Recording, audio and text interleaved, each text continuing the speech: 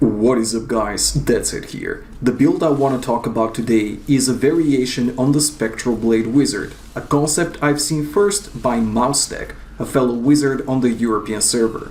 However, this variation will include the 4-piece Firebird set for more damage, more survivability, and overall consistency in the 60 to 70 gem leveling and speed farming range. Let's go over the build. Before I delve into the build specifics, I want to go over the pros and the cons of the build. To get the bad news out of the way, I will admit that it is squishier and if pushed will not get as high as a standard Wand of Woe quote-unquote Flashfire Wizard, as the Shame of Dozier coincides with Talrasha's Brace for the belt slot, locking you away from popular protective choices like Acula Karaz. Your protective piece becomes the Ashnagar Bloodbracer, in turn denying you Nemesis Bracers and making runs slightly longer. Now as for the upsides of the build, it is fresh and different, and if you've played Flashfire for the last month and a half, this is not to be underestimated. Second of all, it decimates all torments and up to GR60 at a very high speed. The build is also attack speed instead of cooldown reduction based, it is less visually busy than Explosive Blast but still looks very cool, and there's no reliance on Ingeon procs, making it slightly better for bounties. It still performs quite well in the Kaldesan gem leveling range, 60 to 70 GR, and I expect a fully optimized Spectral Blade to run 68 to 70 well within 5 minutes, as in my setup I'm missing roughly 40 billion damage in an average fight due to the low roll of Fragment of Destiny, and I still run 65s within 5 minutes. The build begins runs with an activation of 2 background buffs. In the general 60 to 70 gem leveling variation, these will be Energy Armor with Force Armor and Magic Weapon with Deflection. As any Talrasha based build, the speedrun spec needs to rotate between spells of different elements, which in turn delivers a meteor of the corresponding damage type. To proc the lightning element, you will be spamming Explosive Blast with Flash. For cold, use Frost Nova with Frozen Mist on cooldown, and fire is taken care of with the build's primary damage dealer, Spectral Blade, Flame Blades. As a primary, it also helps you maintain the Focus and Restraint damage buffs. The fourth and final arcane proc will come from Teleport, as the Calamity Rune has the appropriate damage component. Spectral Blade is the main damage dealer of the build. This melee primary skill has decent AoE coverage, and will be augmented further by the synergy between Shame of Dozier, which turns into an arcane power generator, and the cubed Depth Diggers, boosting generator damage. Spectral Blade will also attack twice as fast because of the Shame of Dozier and Fragment of Destiny unique bonuses, and hit thrice as hard from the Wand damage multiplier. It adds its own damage buffing angle from the rune Flame Blades, boosting fire spells by up to 30%, naturally applicable to itself. Explosive Blast is the solitary arcane spender in the build. It unleashes a 12-yard radial wave of energy, conveniently centered on the character, and freeing you of aiming concerns. You have to get used to the 1.5 second windup of the detonation, however, and make sure you catch at least one enemy in the blast radius. Despite its negligible damage in the build, Explosive Blast is your only trigger to the spender half of Focus and Restraint bonus, and your only source of Orb of Infinite Depth stacks. To ensure neither of these bonuses will fall off, we will be taking the shorter cooldown from the Rune Flash. As a lightning skill, it will take care of yet another element in the Talrasha rotation. Similarly to other speedrun Talrasha specs, Frost Nova takes an active role and relegates crowd control duties to Calamity. In Tal specs, Frost Nova brings a set proc of its own, counting as cold damage dealing skill with the Frozen Mist rune. While other cold skills can fulfill the same purpose, the Frost Nova effect is centered on the hero, making farming as comfortable as possible. Farming with efficiency means that a mobility skill has to find its way into the build, and for wizards this means Teleport. Through the power of Illusionist in Greater Rifts and a cubed Aetherwalker in Normal Rifts, this normally cooldown based skill turns into a reasonably spammable spender. The unrestricted mobility is taken to new heights with Teleport Calamity, whose 1 second stun is a great opener in fights and allows Talrasha meteors to easily find their target. The minor arcane damage inflicted by the skill is also enough to trigger the Arcane Taurasha set bonus and delivers a Star Pact every 8 seconds. You will be swapping between 2 armor spells according to your needs. Past GR60, monsters grow in health and damage enough to be noticeable for Taurasha wizards, and the protective powers of energy armor, force armor, will mitigate damage spikes that don't outright kill you. In safer environments, lower GRs or normal difficulties, you can take Storm Armor for the movement speed increase of the Scramble rune, as you inevitably get hit in this melee range, all-in farming spec. With a hefty duration of 10 minutes, it is likely you will only have to think about reapplying it once every few runs. Another difficulty-based adjustment can be made in the final skill slot. For mid to high tier Greater Rifts, you will be taking Magic Weapon with the Protective Deflection rune. When clearing less threatening content, you can stick to the pure damage boost of Force Weapon. This concludes the overview of the active skills. Now let us look through the passives. 2 damage passives make up half of your selection. Elemental Exposure makes a natural fit with the multi-element nature of the build. You will constantly benefit from the full 4 stacks as you rotate through the elements at your disposal. Audacity is a natural inclusion in melee range spellcasting builds like this one, bringing an impressive 30% multiplicative damage increase against enemies within 15 yards. Illusionist is one of the most powerful wizard survival tools in Greater Rifts, turning teleport from a strategic cooldown into a constantly available asset. The requirement of 15% life taken per hit is calculated prior to mitigation and translates into basically any hit taken in higher difficulties. The additional 30% movement speed after teleporting is just icing on the cake. In Torments, you'll likely have Etherwalker cubed, so this slot can be replaced by the Glass Cannon damage increase. With a base value buffed in patch 2.4 and doubled by Ashnagar's Bloodbracer, Galvanizing Ward provides you with the strongest absorption shield every time you stay unharmed for 5 seconds, a surprisingly easy condition to fulfill as you maneuver through a rift. If you're dominating the content you're running, you can swap Galvanizing Ward for the decent damage increase of Conflagration.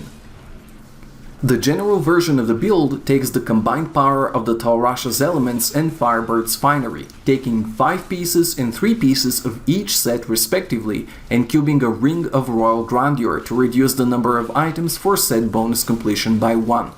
Taurasha Amulet, Firebird Shoulders, and Firebird Boots are taken as mandatory, since they do not conflict between the 2 sets for the respective slot. Along with the aforementioned pieces, the Firebird set needs to occupy 1 more slot of your choosing, preferably the Firebird Source for the additional fire damage, which you can temporarily work with Firebird Helm, Chest, Gloves, or Pants. Notice the omission of Taurasha's Belt in the build, as the slot is necessarily taken by the Shame of Dilzir. When rolling your gear, a general factor you have to be aware of is the breakpoint-dependent nature of Spectral blades. You will be striving to reach the 13-frame breakpoint through maximized attack speed bonuses on your weapon, 2 more items, preferably the rings, and in your Paragon Points. A single roll of cooldown reduction on gear, preferably on the shoulders, a Flawless Royal Diamond in the helm, and maxed cooldown reduction in Paragons will cut the cooldowns of Frost Nova and Teleport to just below 8 seconds, matching the internal cooldown of the Taurasha set. You can make a personal choice on the pants and the belt, where you can roll spectral damage or focus on toughness. The former will yield the maximum damage per second, but the influence of these rolls is greatly diminished by their additive nature with Simplicity's strength and Depth Digger bonuses. The ability to store the powers of Ring of Royal Grandeur in Kanai's cube opens a powerful offensive combo in the Jewelry, the Bastions of Will set, Focus and Restraint. These rings offer an unparalleled 2.25 independent damage multiplier as long as you alternate between a primary and a spender attack, which you fulfill by interweaving Explosive Blast in your Spectral Blade spam. Seek crit chance, crit damage, attack speed, and an open socket as the best in slot stats for both focus and restraint. The Shame of Dilzir is a crucial piece of the setup, not only increasing the attack speed of Spectral Blade by 50%, but also unlocking the damage bonuses from cube Depth Diggers by turning the primary skill into a generator. Similarly to Taurash's pants, the Shame of the Uzier can roll Spectral Blade percentage, and it's again up to personal preference if you want to squeeze the maximum amount of DPS possible with a skill bonus roll, or improve toughness with an armor roll.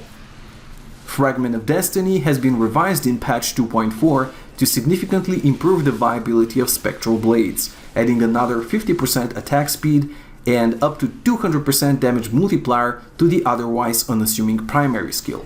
To assist you in reaching a high breakpoint, an ideal roll on the wand will include attack speed, alongside intelligence and area damage rolls. Ashnagar's Bloodbracer is a patch 2.4 addition that doubles the potency of your shields, supplying the otherwise fragile Taurasha setup with a nice defensive backline. Depending on your setup, this will mean twice the armor from energy armor, twice the shield from deflection, and potentially twice the absorption from galvanizing ward. In normal difficulties, the protection of the bracer will not be needed, and you should replace it with a utility legendary. Taking either Nemesis Bracers or Warzekian Arm Guards will speed up your clears with more frequent elites or environment destruction speed boosts. A third notable variation of the build focuses on Death's Breath farming with Sage's Journey set, whose 3-piece power increases Death's Breath drops by 1. As a non-conflicting piece with Taurashas, you will be using Sage's Boots plus one more piece of your choosing, either the Sage's Helm or Sage's Gloves. Notice that in this variation, you will be dropping the Firebird pieces completely, and you will have to use Taurasha's Source as your offhand to complete the 6-piece Taurasha bonus. This variation lacks a recommended shoulder piece, so you can use any well-rolled legendary shoulder like the Potions of the Skeleton King, Deathwatch Mantle, or the craftable Corruption. Your 3 jewelry sockets will be taken up by the legendary gems Bane of the Trapped, Simplicity's Strength, and either Bane of the Stricken for greater rifts or Bane of the Powerful for normal rifts and bounties. Bane of the Trapped is a potent source of additional damage, as it is its own multiplier in your total damage calculation. The gem will be procced by the Calamity Stun and its own level 25 property when in melee range, where the Spectral Blade Wizard fights by default.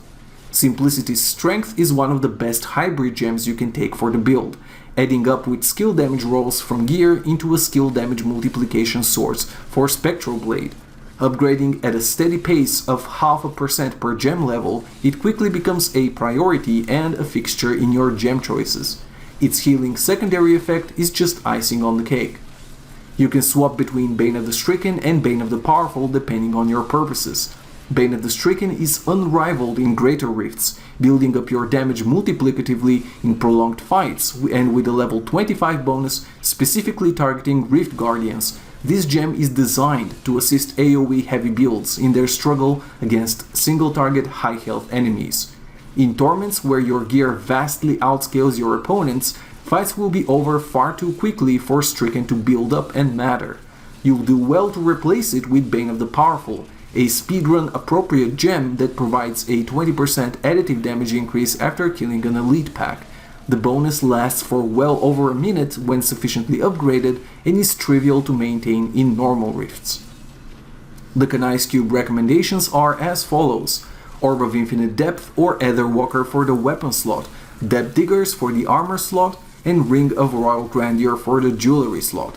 The weapon slot will be taken by Orb of Infinite Depth, a wizard offhand that twists the damage roll of Explosive Blast into a source of additional buffs. These buffs build up every time Explosive Blast hits an enemy, with an end result of 20% multiplicative damage increase and a substantial 60% damage reduction at the maximum 4 Orb of Infinite Depth stacks. In normal rifts, this protection is overkill and is best replaced by Aetherwalker for infinite mobility.